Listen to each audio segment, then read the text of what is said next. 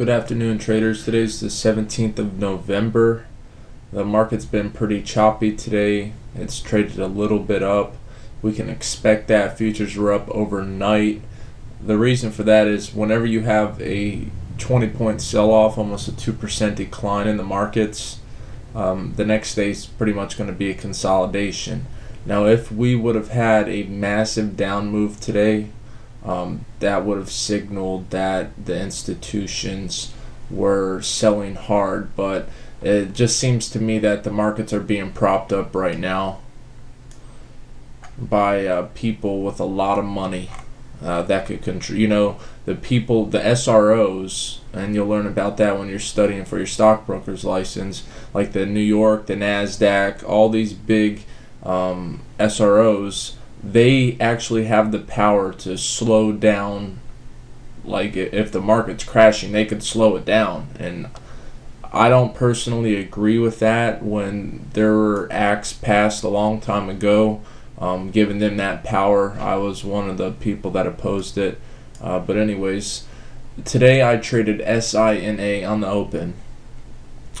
They reported earnings, they beat, and as you can see, they opened up at around 56.40 and they ran right up to 60.83. So approximately $4.40. I didn't catch that. I got shaken out right about here. I should have held it, but it was a good 2 points.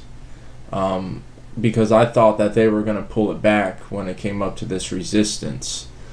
That's one of my things that I need to improve on. My problem isn't finding the stocks to get in, it's holding them long enough. And that's what separates the top 5% of traders. The ability to see your position play out. And when you get long something and you know that this thing is going to move up, you need to just manage your risk. I should have just been selling small lots until I had a key reversal up here at my pivot levels around the 60.07. But anyways, let me take a look at the ES, even though it's pretty much irrelevant right now. Like I said, Chop Fest, we opened up at 11.77, and after that, basically done nothing. Looking at a daily time frame, the on-balance volume is continuing to go down, even though it's a little positive today. Yesterday was major volume, as you can see, above average, about 1 million more contracts than it usually trades. And it looks like the 50-day moving average is at 1163. So if we get some selling maybe into the close today or tomorrow, then we're going to look for that level to be breached. Taking a look at the gold futures right now, and we've had this massive move down, and right now we're holding support at the 50-day moving average around this 1335 level. So it's going to be interesting to see if the buyers come in and they bounce it right off this 50. If the 50 fails, there's a chance that we could consolidate and eventually move back down to 1272, where I'm pretty sure buyers will definitely step in then. So right now we have to be short-term bearish on gold. Now we're going to look at oil.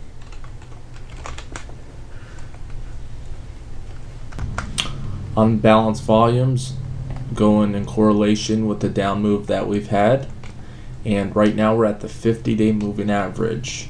When we broke below this 82.97, which was the August high, that's when more sellers came into this market. I'm pretty sure that there's going to be a little bit of buying taking place at the 50. Short term, we are bearish. As long as we are holding below this August high, I can only be bearish, and that level is 82.97. So if we fail this level, of course the next step would be to come down to the 200 and 100-day moving averages around the 78.60 level, and that also is correlating with this downtrend we have dating back from the May pre-flash crash high. Now I'm looking at the dollar, and I stated after a few days ago that we became bullish. Everything is looking good. Now right here we have some huge resistance around this 80 level. Right now we're testing this downtrend that's dating back from June high around 88.90, and we connected all the way through the September highs right here. And we have an ascending. The bullish case we can make on the dollar is we are above the 21 and the 50-day moving average. Also, we have an ascending 5-day moving average. If we could bust out of this downtrend right here and get above it, we're going to look to test this 80.17. And you know that the markets and the dollar work inverse, so there's a good chance that if this does break the trend line, that the markets could go down. Now, if we do test this level, it's going to be interesting to see if we have sellers coming in, being that not only is it the August low at 80.17, but 80.72 is right around the 100-day moving average. Now we're looking at the Russell futures because they led the market down yesterday, since they were the one index that was down the most. Right now, as of yesterday, we broke this downtrend dating back from the September low. That's this white line, as you can see right here. We ran up, we approached the May high, and then we got some selling coming in right under it. 719.70 is the magical number, and that's where this green line is. Now, I'm going to give you a scenario. Short term, we're bearish on this. We're looking to test this 50-day moving average. The move's been amazing, and nobody could say that. I mean, a lot of people didn't catch this, and the people that picked the top are actually making out pretty good right now. So if we come back up and test this 719.70, then that's where we're going to look to see the little wave come in the ABC and eventually get down to 689. Last thing I'm going to finish off with is looking at some of the stocks that reported earnings. Target reported this morning. Looks like they pulled a Walmart. Remember yesterday, Walmart right from the open, they ran up. That's the yellow line. 54.80. Ran all the way up to 55.85, a point. Dry ships, I believe they report after the close. Intapp, I think they probably beat. Actually, they might report after the close. I'm not 100%, guys. Just by looking at this up move we had this morning, you would think that they beat, but it could be short covering. Limited Brands. This stock was trading in a nice range. I caught it a couple times in the afternoon session. Kept bouncing off my levels. It was definitely an easy trade. And that's another one I think they report after the close. But it is up, and it's running up to high. Yesterday's high is around 32.13. ARUN, Aruba Networks. They report after the close as well. Hot Topic,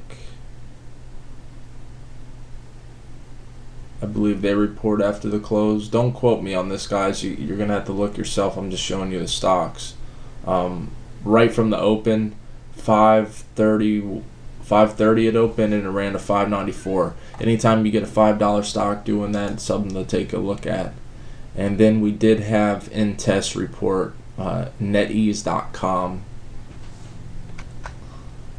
and they really ran this thing up. We opened at 40.05 and we went to 41.42. That's it for today, guys. I hope this information is helping you out. Have a great trading day.